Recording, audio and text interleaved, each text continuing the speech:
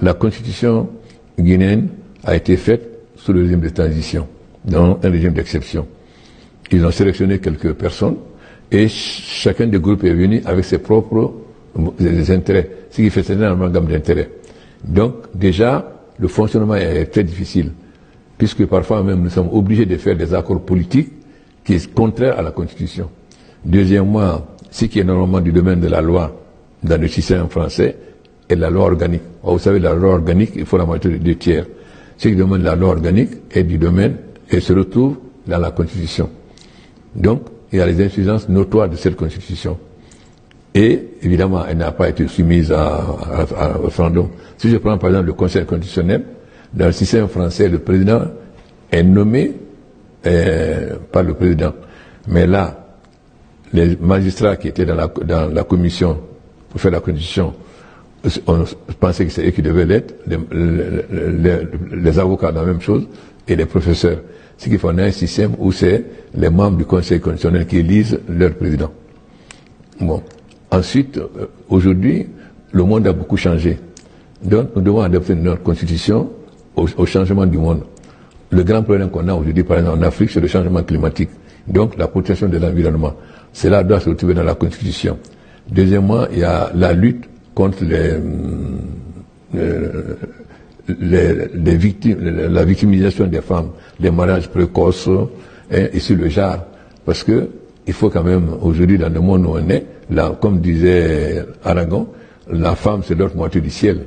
Et surtout qu'en Guinée, il n'y a plus de femmes que d'hommes. Donc, il faut qu'on fasse la promotion des femmes. Donc, ensuite, vous avez la cybercriminalité aujourd'hui. Comment lutter contre la cybercriminalité? Donc, nous devons intégrer énormément de réformes, la protection de la nature. Et ensuite, la première constitution parlait de l'intégration de la Guinée dans un environnement plus vaste, c'est-à-dire l'unité africaine, ce qui a disparu. Or, pour nous, c'est fondamental qu'on aille vers l'unité africaine. Donc ça doit se dans la Constitution. Donc, il faut adopter la Constitution à notre époque. Non seulement la connaissance des insuffisances par la façon dont ça a été adopté, mais aussi, le monde a évolué et il faut adopter notre Constitution à ce nouveau monde. Donc ça n'a rien à voir avec le 3e mandat ou pas, mais l'opposition craignant sa défaite aux élections crie 3e mandat. Il s'agit de réformer la Constitution. Or, la Constitution donne le pouvoir au président de faire une nouvelle Constitution. Il suffit qu'il demande l'avis consultatif du président de l'Assemblée et soumettre au peuple au référendum. Donc le peuple de Guinée a le droit d'avoir une constitution moderne qui reflète les conditions de vie du monde dans lequel nous vivons aujourd'hui. La constitution est faite pour le peuple, au service du peuple. Donc il n'y a pas une constitution intangible. Vous savez, je ne sais pas combien de constitutions il y a en France et en Afrique. Et surtout, ceux qui critiquent aujourd'hui la réforme de la Constitution, c'est eux qui ont proposé une Constitution illimitée. Et principalement, celui qui parle le plus, c'est le Diallo, c'est eux qui ont fait de la promotion du changement de Constitution pour passer, on avait une Constitution 2 fois 5 ans, ils sont passés 7 ans illimité. Donc une Constitution à vie. Bon, il y a beaucoup de pays qui ont changé de Constitution. Nous, depuis 2015, les gens voulaient qu'on fasse une nouvelle Constitution.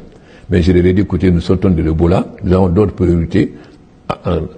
Attendons-nous d'abord à régler le problème économique, à finir avec le Fonds monétaire international. Parce que quand vous êtes au programme avec le Fonds monétaire lié au PPTE, vous ne pouvez avoir que des crédits concessionnels, c'est-à-dire maximum 1,5% sur 30 ans. Un pays ne peut pas se développer. Il faut nécessairement pouvoir avoir des prêts non concessionnels. Maintenant, il faut revoir la Constitution pour la moderniser. Mais j'ai préféré d'abord me concentrer sur l'essentiel. Maintenant, nous serons bientôt à la fin du programme avec le Fonds monétaire. Nous sommes en train de résoudre l'essentiel des problèmes d'énergie, les routes, etc. Donc il est temps maintenant surtout que la Constitution n'a pas été soumise au peuple. Il faut quand même une Constitution pour qu'elle vraiment soit légitime et fait qu'elle soit entérinée par le peuple, ce qui n'a pas été le cas en 2010. Si le pays a connu une évolution aussi catastrophique, c'est dit à ceux qui ont géré le gouvernement, c'est-à-dire les premiers ministres. Et le peuple connaît ce qu'ils ont fait. Et personne ne souhaite aujourd'hui le retour d'un d'entre eux au pouvoir aujourd'hui en Guinée. Donc les gens aspirent à autre chose. Parce que si je prends par exemple celui qui parle le plus, c'est lui, il a fait 10 ans au gouvernement. Il a été à plusieurs points, dont Premier ministre. On a eu sa gestion. Et aussi c'est le seul leader, le Premier ministre en Guinée qui s'est vendu un bien de l'État. La maison où il habite à Dixine est une maison des ministres de la Défense. Il s'est fait faire un décret pour l'acheter. Alors que d'autres qui ont eu des positions très importantes, comme je prends par exemple M. Fodé Bangoura, qui était le secrétaire général de la présidence pendant des années, il est encore en location. Si je prends le Premier ministre Kassoué Fofana, il était très puissant, il a rénové sa maison de fonction, mais il l'a quitté, et 3 jours après même, on a mis sa femme dehors.